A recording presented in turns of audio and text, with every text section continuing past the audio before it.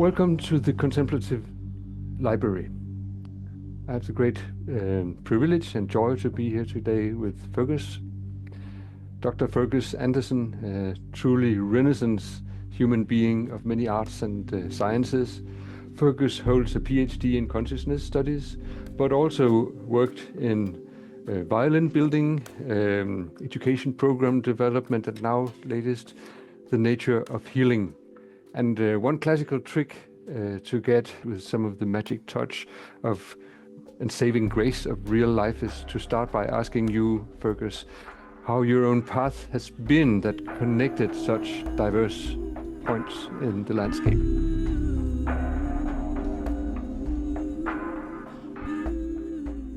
Yeah, that's right. It's been a sort of funny journey. I started off, I guess, as a musician, basically, when I came out of school, an artist, but mainly making music. And then that sort of led me, I started with electronic music and sound engineering and being in bands and that kind of thing. And that led me to wanting to, became very interested in sound generally. And resonance and musical instruments, and I decided I wanted to work with acoustic sound rather than electronic sound. So I went and found an instrument making course in London, which happened to be a violin making course. It wasn't actually particularly I wanted to make violins, but I wanted to make musical instruments. So I spent some years studying that, and then I got a job with a restorer restoring old instruments, and I gradually sort of I guess became a violin maker. And Wow. yeah, that sort of, I worked as that for some years, and then eventually sort of moved out of it because I found it too, well, not with involving people enough, I guess. But it also, I guess my my interests had also been stimulated in spirituality, and I was interested in sound in relation to that and resonance and so on. So that kind of took me on a journey as well of meditation was part of that. And yeah, I just gradually kind of moved in that direction, I Yeah. guess. Yeah. I can see that a very beautiful connection. I don't know if that was something you would have thought about at that point, but going from electronic music to building or acoustic instruments and really tapping into the details of the acoustics of that and the sound of that as Yeah. you could say a phenomenological movement into the rich and colorful sensory world rather than the abstract. That's right. Yeah, it's very physical and practical in the sense that you're looking to produce a good sound, and that has very much physical components as part of that in trying to make an instrument that works well and so on. So it's very kind of embodied and practical, but also quite theoretical. There's a lot of Hmm. things around how an instrument works and what makes a good sound. And then there's all the tradition as well around how things have been done in the past. So you're sort of very much steeped in tradition. Hmm. So yeah, it's an interesting sort of complex field, I guess, that I was part of for a while, and then went in a much more philosophical direction. I kind of, it's a long story, but I basically ended up doing a master's in education, Hmm. educational action research, actually. And then that took me towards a doctorate in philosophy, where I Hmm. kind of took up this theme, which had been sort of behind everything all along in a way, which was the question of the nature of thinking. Yeah, Um, and that connection is also not completely obvious. I mean, the connection from how to. I can see a kind of stepwise movement from the building of great instruments, producing that kind of meeting, and then to teaching because it's more to do with people. yeah. Yeah. And then, and then the movement from there to the finer aspects of how we experience thinking. Mm. Is that I know it seems maybe a little bemusing, and it is in a way. But I guess it was a theme that I'd been interested in for a long time, and mm, I think I really sort of came into it through the work of Rudolf Steiner, ah, because that was where my sort of doorway into meditation was through I his see. work. Mm, And he has this very sort of interesting perspective on thinking, which is about its role in consciousness and what it does, in the sense that it's both a kind of subjective activity, but also somehow it gives us the world. You know, we can think thoughts that are objective, truly kind right. of framed by the world, Mm, even though we produce them. So he looks into this question of, and that really kind of grasped me as a theme. Like, what is thinking? You know, we're always doing it. Yeah, most of the time, all the time, we're thinking in one way or another, or at least we're doing something we call thinking.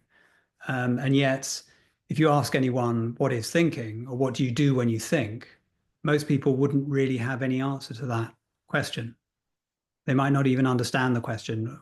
You know, what do you mean? What do I do when I think? Um, so yeah, it's an area that's cloaked in um, yeah, mystery, but is somehow very present, and you know, we're all engaging with it all the time as well. And then you start looking at the philosophy, and you find that there's no consensus actually about what thinking is, and you mm, know, mm, there's a huge amount of effort has been put into trying to kind of work it out. And of course, there's many theories, but there's no consensus. There's just mm, competing mm. views about what's going on, and yeah, different traditions that sort of explain it in different ways. Yeah, for me, it makes lots of sense that you point to Rudolf Steiner as the connecting link. Mhm. Yeah, Because obviously he brings very much of the tradition of German idealism that's right. and that whole strong focus on subjectivity, Yes. and also of subjectivity as something that produces, yeah, produces insight, produces worlds, Yeah. and somehow the involvement in this through producing the world, uh, finally only then being able to understand oneself. Somehow there's that whole reflexivity as an That's through-going right. theme in German idealism, and I think very much in Steiner as well. But also that insistence on some, yeah, there's something interestingly, I don't know if you could say naive Mm, about Rudolf Steiner, because he's kind of writing in a different century than where the thoughts were actually absolutely. Yeah. created that he was expressing. He has a kind of naivety as well. Yeah. And Mm, so when you read him now, it's sort of, it can come across as quite naive, particularly when you put it up against contemporary philosophy. mm. But somehow there's something interesting in it as well. He's kind of got an interesting angle, which I think hasn't been explored very much. I mean, he's you know, very unknown as a philosopher, really. Mm, mm, mm. Yeah. So yeah, that was, I guess he was the kind of doorway, and then I discovered this field called cognitive phenomenology in philosophy of mind, which is basically has this one central question: is there an experience of thinking? Or rather, the claim is there is an experience of thinking. Mm. Thinking is a kind of experience. It's not a kind of logical deduction. You actually Right. experience something in the phenomenological sense when you think. Yeah. So that's their kind of thesis. And Yeah. then it's, you know, they try and explain that and sort of show how that is. Um, but it's philosophy of mind. So there's no phenomenological tradition particularly there. Um, it's So very, what you're saying is that although they call it phenomenological, yeah, there's not much of a truly phenomenological investigation. Or no, hmm, there's just deductive arguments right. about what thinking must be. You know, Hmm, it must be experiential. But there's no then, okay, well, let's describe experience of thinking. You don't get people phenomenologically describing what their experience is when they think. they deductively argue what the experience of thinking must be. Mm. So yeah, that kind of I realized, oh, that's interesting. Here's a field that, you know, engages with this question, but with no phenomenological methodology. Mm. I thought, okay, I'll take the question and kind of try and go at it with a first person approach and see where I get. Yeah, yeah.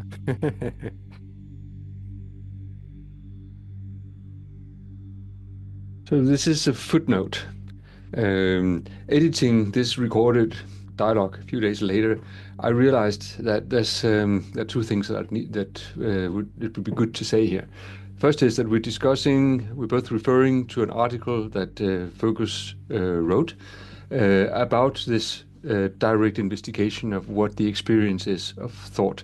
And while the points made in the dialogue are totally understandable without reading the article, I think the article unfolds Fergus's approach to this in a very beautiful way, and it's very accessible, readable without any prior knowledge of philosophy of mind or phenomenology, and goes straight to the point. So here it is, the reference. Fergus Anderson, The Dynamic Phenomenology of Occurrent Thought. You can just Google the title and you can find it on the internet. Very recommendable if you find it interesting to delve just a little bit deeper into this. And second, if you are not really into the kind of philosophical and phenomenological argument here, you can simply skip 10-15 minutes ahead and we'll move on to the interesting bits at the very end about the nature of healing.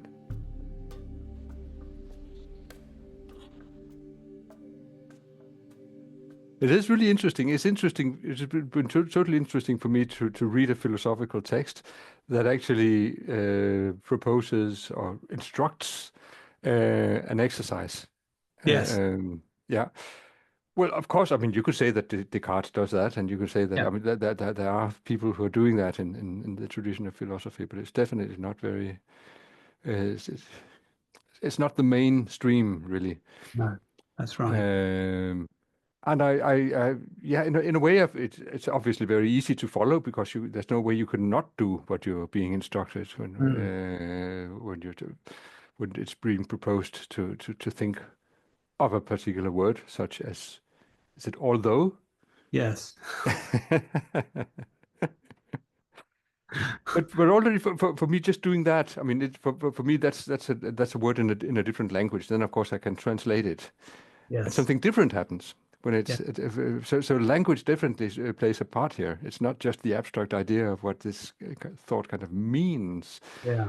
but the sound and the language somehow plays into it. And I had huge difficulties keeping those three phases apart from each other. I really tried, but they got mixed up all the time. Yeah. Of producing the thought, you could say enjoying the thought, you could probably Hmm. call it, Hmm. Hmm. what you call phase two, and then reflecting on it. I mean, having had the experience and then settling it into the general experience of meanings that it kind of belongs to. Is that That's right. reasonably correctly? Absolutely. Yeah. In Yeah, in the paper, there's three phases. yeah, Um, there's actually imagining, which requires a kind of activity. Then there's beholding, and then there's reflecting. In yeah. in the doctorate, I actually made four phases. Ah, ah, So I kind of discovered that there's an extra phase at the beginning, which is I ah. call not knowing, um, Knowing, not knowing. not knowing. Yes, because in a sense, a thought event occurs when there's a genuine anomaly, Right. genuine not knowing. That's when you actually think, because you can recall, past thoughts easily enough without thinking, because there's no genuine anomaly. It's something familiar. You've encountered something familiar, and you know the Mm, answer immediately, or you know the mm, the concept that goes with the representation, goes mm. with the experience. So yeah, I sort of adapted a little bit and said, okay, there needs to be a moment where you genuinely don't know.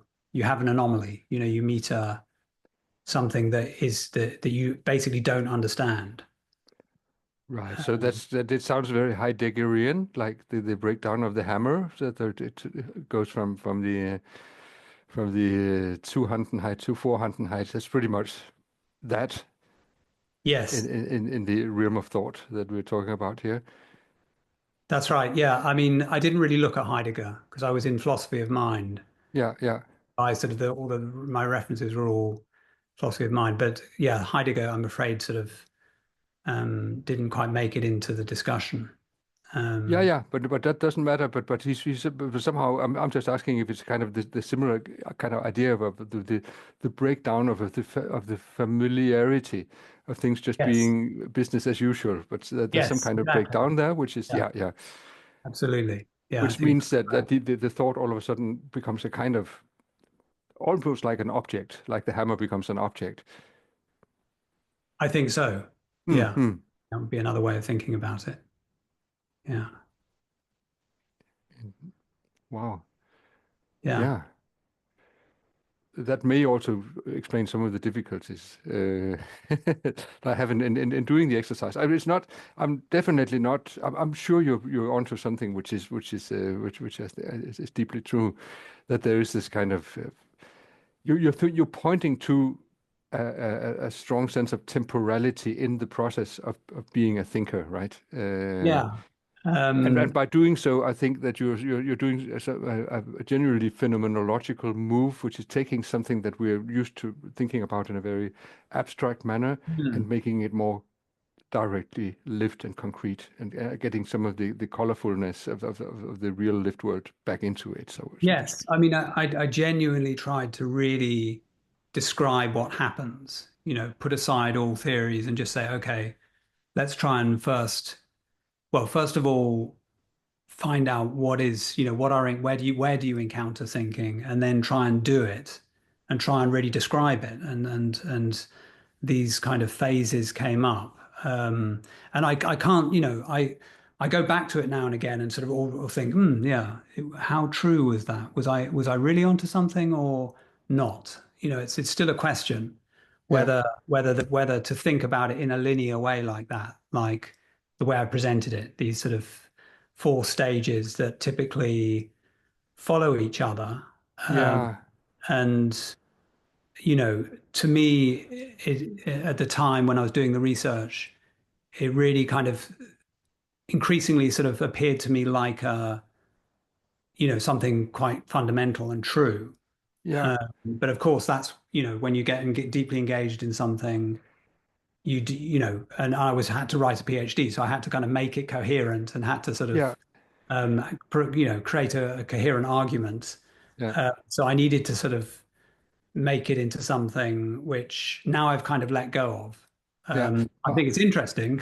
Yeah, but Um, I strongly sense that I mean there are ways that you could easily you could find many ways of kind of challenging it yeah, by saying, well, this number of stages, or there's also agency there, which is you try to describe it as if the agency is only there, but I don't think that's the point at all. I mean, you're pointing to something that's deeper and more coherent than that. There's this division into some yeah, number of steps, I think, yeah, and for that reason, sort of even almost makes me happy to hear you say that. Well, in the other version, there's four rather than three. yeah, yeah, yeah, yeah. And I mean, the thing is, I think what I was really reaching for was trying to get to. I mean, aside from whether the stages are true or not, is this sense that thinking is in the world somehow. Yeah, It's not in the head. right. That was my kind of intuition, I guess. Yeah. Also coming from Steiner, because that's kind of one of the things he intimates, Mm, that the world is a wise world, and we are wise, or we have wisdom because we are in the world. Um, great. Yes, yes, yes, yes. we Wonderful. participate in Yeah, this sense making, which isn't just us making sense. The world is is sensory and sensible and yeah, sensitive and wise. It's not a random kind of yeah. incoherence. sort Yeah, of, that's the great thing about of these true German idealists that yes, they really dare to think on a cosmic scale. exactly. Yeah. Yeah, So, yeah, yeah, and that, I guess, that still sort of really holds true to me, yeah, that the world is is somehow wise and coherent. And we participate in that, in our ability to be wise and be coherent. And of course, we can be completely incoherent and unwise. yeah, Um, yeah. but that's also that, in a way, is because we can also be wise. And that wisdom is something that kind of flows in and out of us. Mm, It's not sort of created in the brain and imposed on the world. It's though of course there's some of that as well, and that's the sort of subtlety, which is that in this representing phase, the final phase, we do create stuff in the mind and we create stuff in the head and we present it, we project it onto the world. So it's not that we can't also completely delude ourselves mm, because we're representational beings, but that representation comes from a participation. right. Ultimately we participate first, and it's Yes, from that capacity that we can then represent. And we forget that, we're left with right. lots of representation and we think that's the only thing. Yeah, Uh, yeah, we forget that actually that came from insight, and that insight was an experience. It wasn't just a logical deduction. It was a right. wow, I got that in that moment. I saw that, I saw that truth, Yeah, or participated in that realization. It kind of entered me, and I was one with it for that moment, and then I kind of formed it into a concept, and I held the concept tightly, and then that became my sort of word-based representation of something that was actually much more kind of alive and awake and right. participation. Right. I mean that's wonderful, and that paints, I think, a very useful picture of what representation is. It's Mm, not that there is such a thing as a true representation. Well, it's not true once and for all anyway. It mm, can be totally true, but it's always true in a kind of, you could say, instrumental sense, that you're using it for something now and here, and at some point it will not be useful anymore.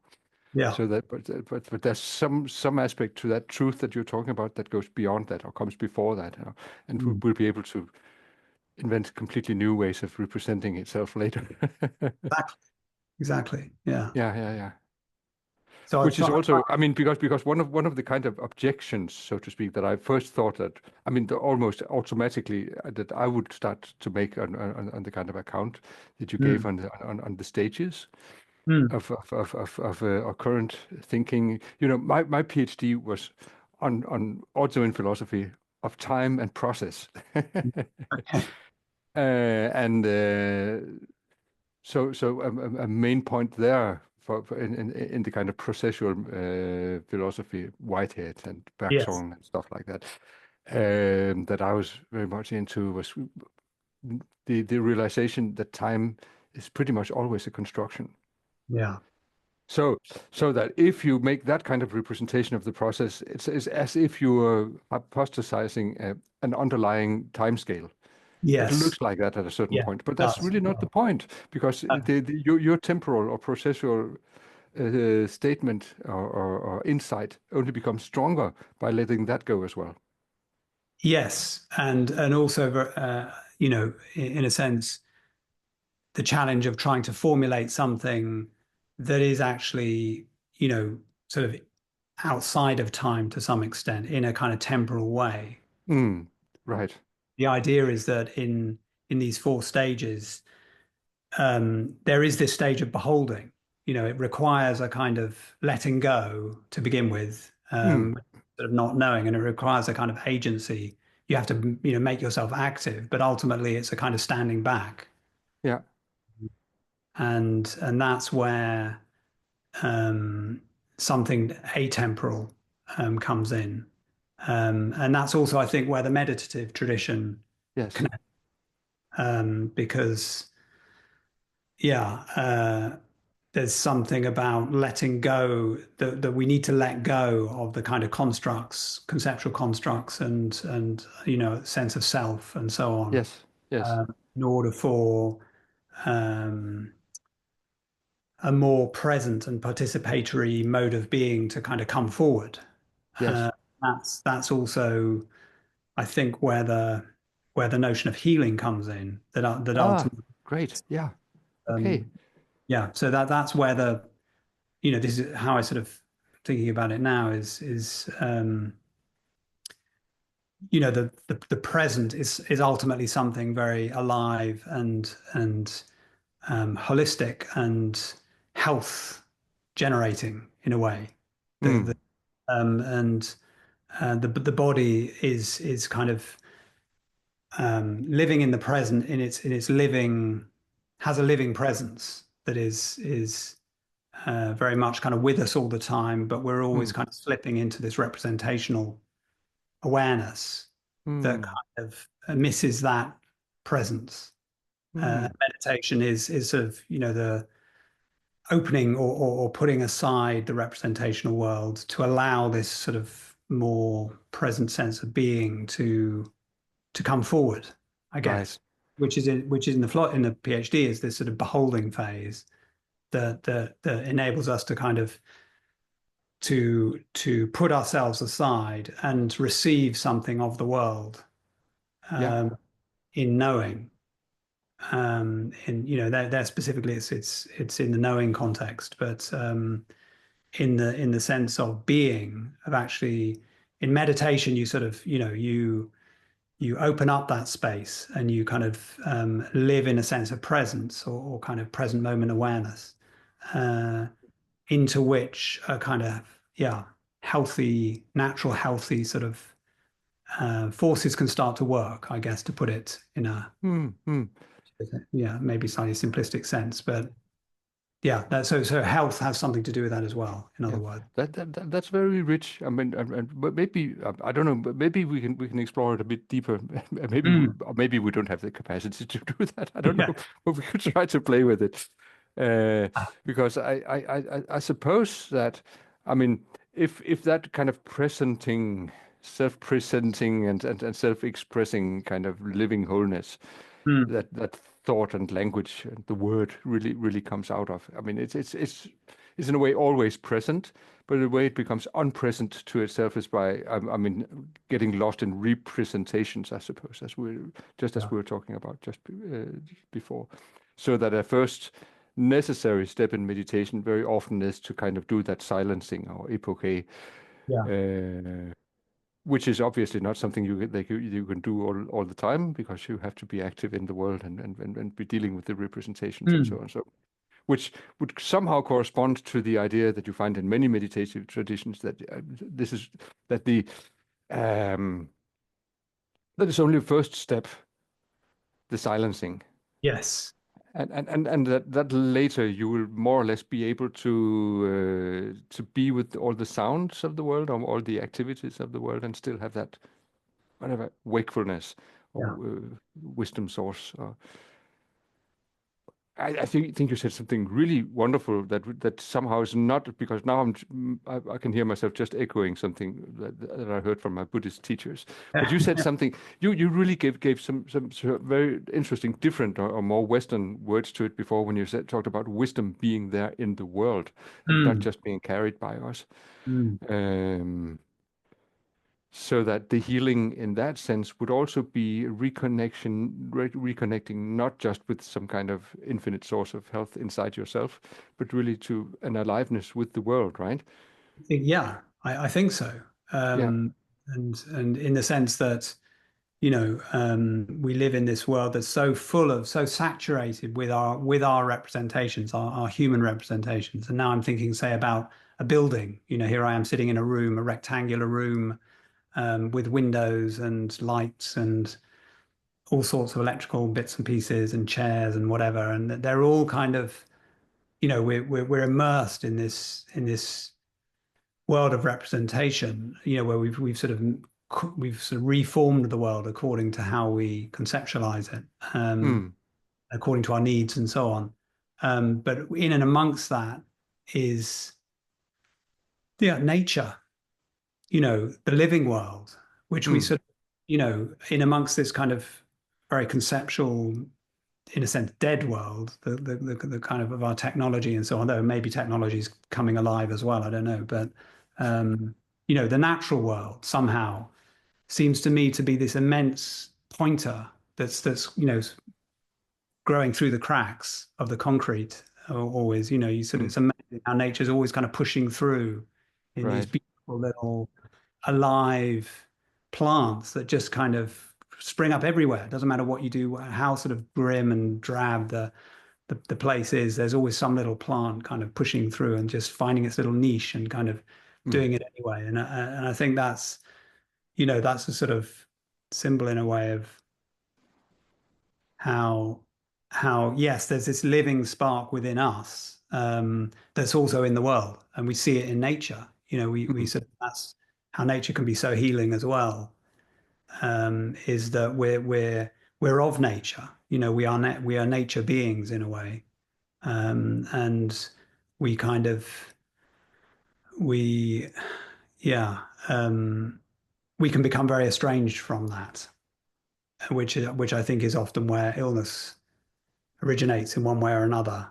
You Mm. know, we sort of lose our inherent life and vibrance and coherence, and dive very much into our own sort of, I guess, egotistically driven goals and ambitions and plans and so on, and forget this kind of living present, which is represented by nature, but also by us, because we're of nature too. We're Yeah. sort of part of that living world. Yeah. So I don't know. Yeah. Um, yeah. There's Yeah, something. but of course, it does pose some very, I mean, you could even say naive questions about what healing is all about, because Mm, obviously nature also lives and becomes ill and dies, and yes. sooner or later we will get sick and die. Of course. At least my Buddhist teachers say so. Um, so that's not what so healing is obviously not healing obviously not something that will ultimately counteract that, but but the kind of healing, the kind of reconnecting with physis, Yeah. with nature is at least um, at least preventing us from becoming dead and unliving much too Yeah. soon, something Yes, like that. exactly. Yeah. So exactly, of course, it's not the sense that you can heal from being sick by kind of walking through nature or something or connecting with nature. Um, but somehow, um, there's something there that's that's healthy in the sense of, our inner lives can become enlivened by it, and somehow in a healthy inner life Yeah. is also a kind of healthy physical body to some extent. And Yeah. I don't mean that you're free of illness to, when you're sort of happy and well. But I mean that the significance of illness becomes much less. And that if you're focused only on your material situation, then when that falls apart in some way through illness or whatever, then that's a massive blow and it's Yeah. devastating. But Yeah. to orientate to something that's and not that is makes you much more resilient. Yeah, And yeah, and I think, I mean, to make that kind of um, directly experienced or I mean, recognizable for most of us, I think. I mean, most of us will have known some people who have been old and sick and still been able to be so vibrant and alive and open to what life could still be, yeah, and generous. So that the disease is really not the centerpiece. yeah, Yeah. that's right. And I could also just say, of course, in my own situation, that I really hit a serious health, issue in the sense that I got Yes, I diagnosed know. with Yeah, I realized that you Parkinson's. have had Parkinson's disease for Yeah, some yeah, years now. Yeah. 4 years, 4.5 years. Yeah, that's when I was diagnosed with it. Mm. So that all became much more kind of important somehow, to Whereas before I was completely uninterested in that sort of aspect of, I was interested in working out, how does consciousness work? What is it to be conscious? How do things like thinking sort of function? And, I mm, get, but sort of receiving a kind of diagnosis has shifted my whole interest into, well, what is a good life? What is health? mm, How do you make the most of, um, get closest, I guess, to that the things that are important. How do you find in yourself the kind of place where your real interests lie, your real motivations lie, and your real kind of deepest needs lie, and mm, try and connect with those. Because also there is, I think, lies health. If you're disconnected from yourself, then that leads to dysfunction and unhealth in a way. Whereas if mm. you really sort of somehow, yeah, whatever that is, and that's the mystery. What are we here for as individuals? You know, do we have plans that are sort of somehow deep seated and need to be realized in order for our inner um, satisfaction at the deepest sense, in the deepest sense? Or is it more about putting that kind of thing aside, of just letting go and saying, well, actually, I can now sort of give up all ambitions and, is that where Mm, mm. fulfillment lies? This kind of question around motivation and you could say the difference between the desire for manifestation and kind of realizing your dream, I guess, versus um, being with what is. These two very sort of different notions of what's important. Mm. Um, yeah, that's sort of really, yeah, these kind of questions have become very important, I guess. I guess you could call them existential questions. Yeah. Yeah. Yeah, and you seem to be working with them, not just in the sense of trying to make things kind of, yeah, to have a good life yourself, but you're really communicating about it, or you're continuing your work, or finding ways, I think, of continuing your work as an educator into this Yeah, field. I'm trying to, and also with the realization that um, you know, we are um the need for collaboration and sort of communication with others is very deep and hugely important. I think somehow that you interact with other people in a Mm, kind of deep way. I mean, for instance, like been doing psychotherapy for the first time. I actually have a psychotherapist. I mean, I don't now, but I have for the last few couple of years. mm, Um, exploring that sort of closeness with somebody in that kind of way, or like the online event I did recently, this album launch, yes, where I sort of tried to beauty, a communicate, beautiful event it was. I Yeah. tried to kind of communicate what I was experiencing and going through for an audience, for a sort of somehow put it out there and um, um, open myself in a way that I wouldn't have before.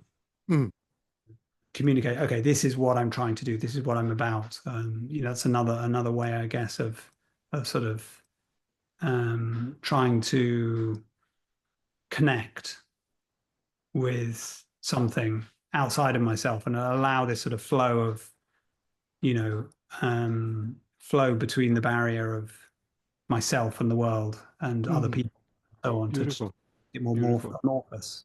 Yeah. Do you think it would be possible? It's just something that's it may be a stupid thought, but it's just kind of dawning on me right now that in this project, this dialogue is kind of in the context of the project of trying to invent a contemplative højskole Mm, that I hope we will be founding within a few years. mm, sounds And amazing. one very beautiful thing we could be doing in such a place could be running courses for people who have to live with chronic diseases. Yeah. Um, if there would be ways of communicating it at a truly contemplative Mm, approach, not just by teaching meditation, but mm, somehow opening the kind of more living philosophical and truly um, yeah, adventurous almost Mm, mm. approach to it that I hear you talking about. Yeah, that sounds amazing. Yeah, I think that's It would take teachers like you, of course. ah, well, I'm very I mean, yeah. No, I think it is really important that um, we start to work a lot more proactively and positively with the whole world of inner intention in the relation to health and illness, you know, Mm, which I think has tended to sort of, we all know about the placebo effect, or the nocebo effect. These things are mm, very kind of well established medically, but in the sense of, so it's clear the power that our intentions and attitudes and beliefs have on our bodies. mm. Really kind of working creatively and positively with that in a Yeah, practical way to help people who are suffering in one way or another from health issues, I think is a huge has huge potential. yeah. And And and med- I get the hunch that somehow this shift that you were talking about in the beginning to a kind of that Steiner represents Mm, to cosmic vision where insight and attitude and so on is not something only that we have ourselves, mm, but is really alive together with the cosmos. I mean, that shift to a cosmic perspective on what yeah. it is to live with disease would somehow enable,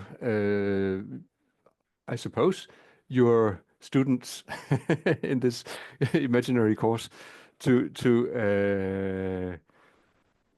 also, I mean, obviously, disease is not a blessing. It's Mm, really, really, yeah. really something very tough to be living with. But once it's there, as also Varela very beautifully embodied, it's an opening. It makes it possible to sink deeper into to appreciating and receiving some of the cosmic blessings that are all over the place.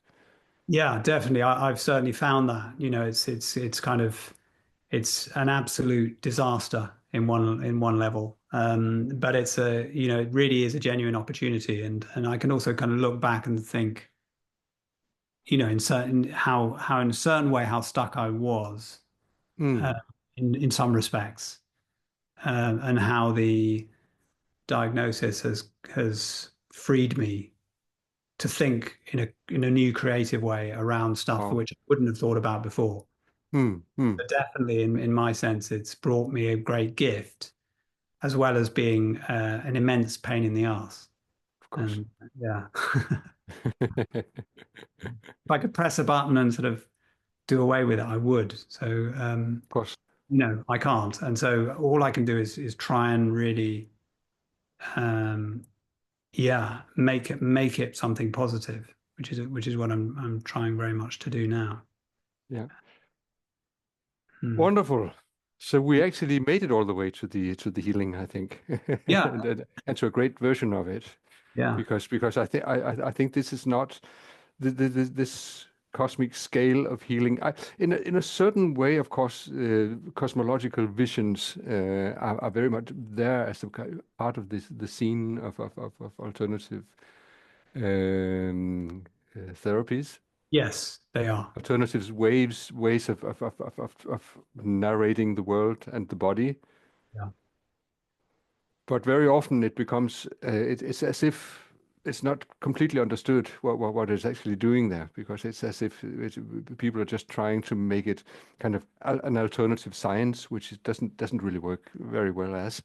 yeah, But it's part of the treatment.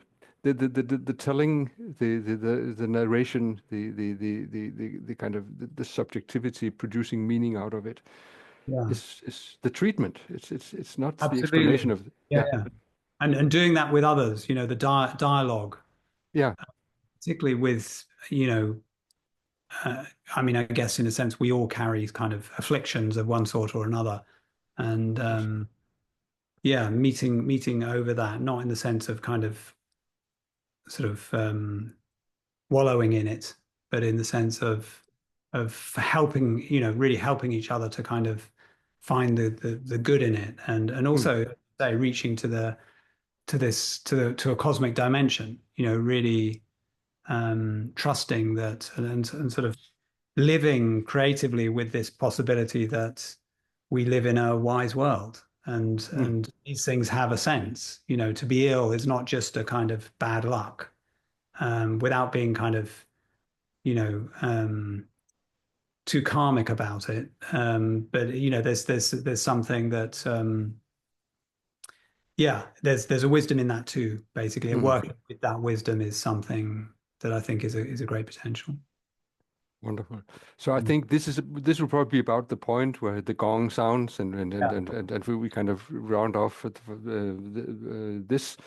this particular dialogue. I have got a lot of things to think about, and maybe I'll have to contact you again to see if we can go deeper into this. But I think this piece was Cool. was nice, and I'll Yeah. try to edit it over the next. I have some time these days, and Well, I'm so very happy to take any of this, further if you can see a way of yeah.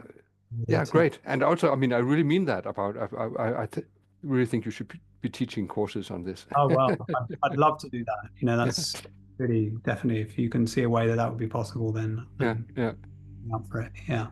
great. Okay, Well, thank you very much. thank you very much. And I'll be back within, I think, a day or two.